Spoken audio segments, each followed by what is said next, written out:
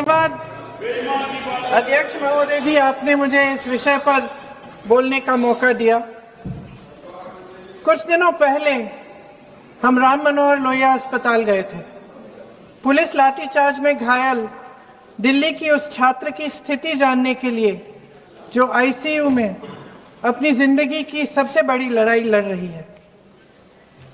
हमसे कुछ ही समय पहले आदरणीय स्वास्थ्य मंत्री जी श्री जेपी नड्डा वहां गए थे और उनसे कुछ समय पहले अन्य नेता भी गए। जब तक हम वहां पहुंचे, उस लड़की की मां नेताओं के आने जाने से गुस्से में थी। हाँ? सुन लीजिए। किसी कोई भी हो, किसी की पीड़ा का मजाक नहीं उड़ाते। बिल्कुल। आप संसद में बैठे हैं, निशिकांत जी आप बना रहे हो। जब तक हम वहां पहुंचे, उस लड़की की मां नेताओं के आने जाने से गुस्से में थी। किस लिए आए हो? उसने आईसीयू के दरवाजे के बाहर खड़े होकर हमें पूछा। हमारे सामने कांपते हुए हाथ जोड़े कहने लगी कि धन्यवाद आप आए हैं, ठीक है, मगर मुझे किसी से नहीं मिलना, मुझे किसी से बात नहीं करनी। महोदय, उस मां की पीड़ा से उसका पूरा शरीर कांप रहा था, लेकिन उसने दृढ़ आवाज में कहा, सुबह से बड़े बड़े लोग यहां आ रहे हैं, एक के बाद एक वीडियो बना रहे हैं। वह भी आए जिन्होंने मेरी बेटी का ये हाल किया है। किस लिए? उसने हमसे पूछा। किस लिए? मेरी बेटी की बलि तो चढ़ गई है, लेकिन उसे कुछ भी हो जाए तो मैं उसके लिए अपने आप लड़ूंगी। मुझे किसी की मदद नहीं चाहिए, मैं अकेले लड़ लूंगी। महोदय, शायद मुझे यहाँ खड़े होकर सबके सामने ये बात नहीं कहनी चाहिए, मगर उस माँ की गुहार ने मुझे शर्मिंदा किया। उसके दिल के टूटने की वो आवाज जो अस्पताल की दीवारों से में गूंज रही थी, मेरे मन में अभी भी गूंज रही है। इसलिए उस माँ की इजाजत लिए बिना मैं आपके द्वारा आदरणीय प्रधानमंत्री महोदय जी और आदरणीय गृह मंत्री महोदय जी से पूछना चाहती हूँ कि क्या जरूरत थी एक मासूम बच्ची पर इस तरह दमन करने की? क्या जरूरत थी उन छात्रों पर आंसू गैस चलवाने की, उन पर लाठियां बरसाने की, उन पर वाटर कैनन्स चलवाने की?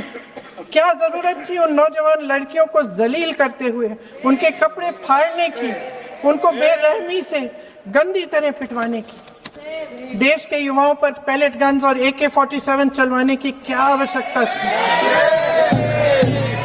क्या वे आतंकवादी थे? क्या आतंकवादी हैं?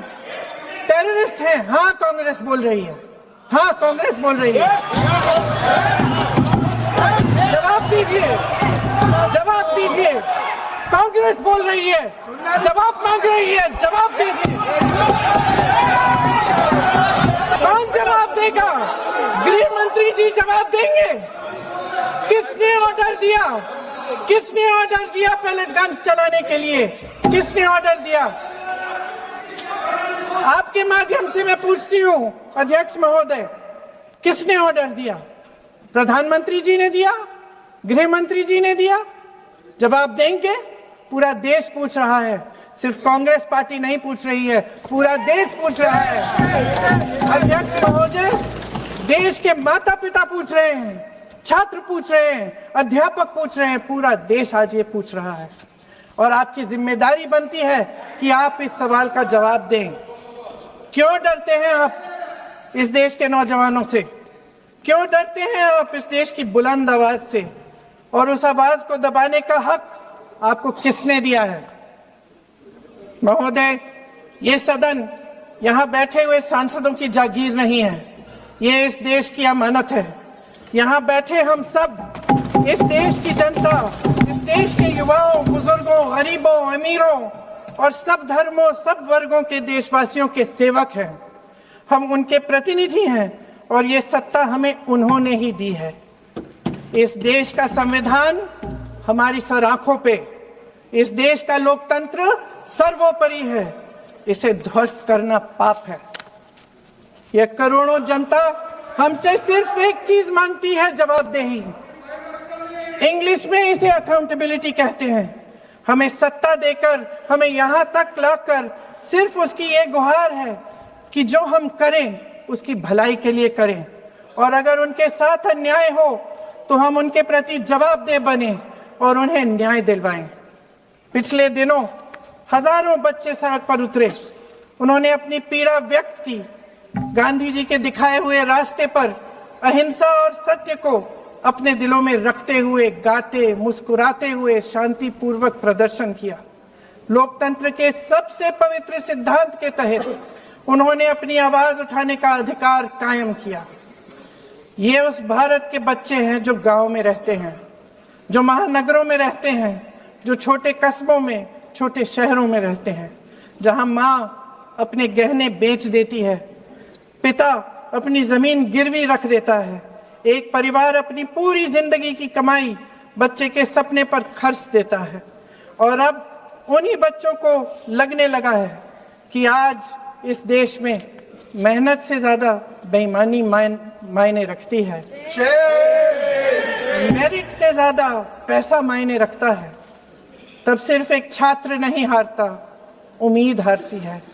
इन परेशान बच्चों ने अपनी उम्मीदें आपसे साझा की। उनकी मांगे क्या थी?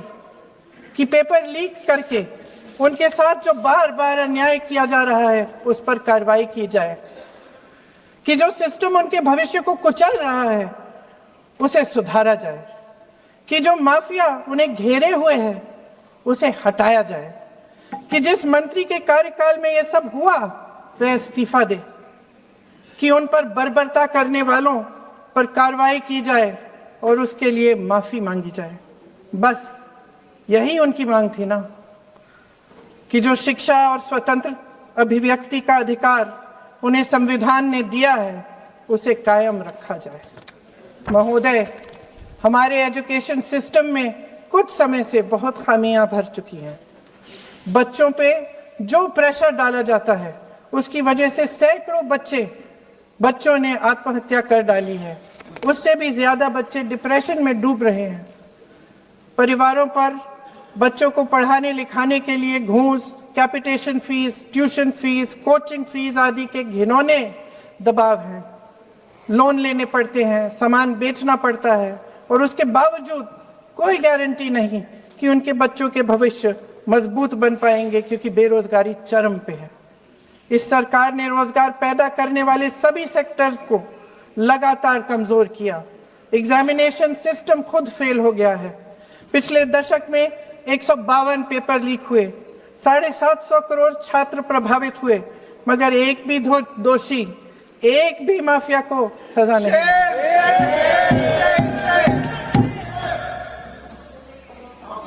हमारे एजुकेशन में आरएसएस के प्रचारकों को भर भर कर उसे खोखला बना दिया है। जबरदस्ती एनटीए बनवाकर सिस्टम का केंद्रीकरण करके उसे और भी उलझा दिया। देश के कुल बजट में, हाँ जी जबरदस्ती, आपने अभी अभी सुना तमिलनाडु के हमारे साथी क्या कह रहे थे। देश के कुल बजट में एजुकेशन बजट की हिस्सेदारी हर साल बढ़ाने की बजाय घटती जा रही है। 1.4 लाख करोड़ रुपया का पूरा बजट एजुकेशन बजट है, और 1.32 लाख करोड़ सिर्फ नीट देने वाले 22 लाख बच्चों के परिवारों से हर साल खींचा जाता है। एक और शर्मनाक आंकड़ा भी है। 1.4 लाख करोड़ रुपया हमारा पूरा एजुकेशन बजट, और 16 लाख करोड़ रुपए जो मौजूदा सरकार ने बड़े उद्योगपतियों के लोन माफ किए हैं। सोचिए कि इस सरकार की प्राथमिकताएं क्या है। सच ये है अध्यक्ष महोदय कि जिस तरह अस्पताल में उस छात्रा की मां का विश्वास पूरे सिस्टम से हट गया है, उसी तरह देश के युवाओं का भरोसा इस पूरे सिस्टम से टूट चुका है। और जब इस तरह देश के भविष्य, हमारे युवा निराश होकर सरकार और सिस्टम से अपना भरोसा हटा देते हैं, तो उस भरोसे को फिर से बनाने के लिए सिस्टम के अंदर से जवाब नहीं ढूंढा जा सकता, उसके दायरे से बाहर निकलना पड़ता है, नए सिरे से ठोस प्रयास करने पड़ते हैं। अफसोस की बात यह है अध्यक्ष महोदय कि इतना हो जाने के बाद भी आदरणीय प्रधानमंत्री महोदय जी और उनके साथी इस सच्चाई को समझ नहीं पा रहे हैं। वे अभी भी ये सोच रहे हैं कि पीआर, नैरेटिव चेंज और पालतू मीडिया के सहारे एक बार फिर उनकी नैया पार हो जाएगी। परसों शिक्षा मंत्री जी ने शर्मनाक परिस्थितियों में अपना इस्तीफा दिया और कल यहीं मकर द्वार पर मेरे सत्ता पक्ष के सांसदों ने जिंदाबाद के नारे चिल्लाते हुए उनका संसद में ऐसे स्वागत किया जैसे मानो कोई सुपरस्टार पहुंच गए हैं। विडंबना देखिए महोदय, जब भूतपूर्व शिक्षा मंत्री को मुकुट पहनाया जा रहा था, स्वागत हो रहा था उनका, तब महाराष्ट्र में एक परिवार पेपर लीक पीड़ित अपनी बेटी की आत्महत्या का शोक मना रहा था। आपकी सरकार ने देश के करोड़ों छात्रों को क्या संदेश दिया? आपको किस बात का गौरव है, किस बात का अभिमान है? ये कौन सा अहंकार है?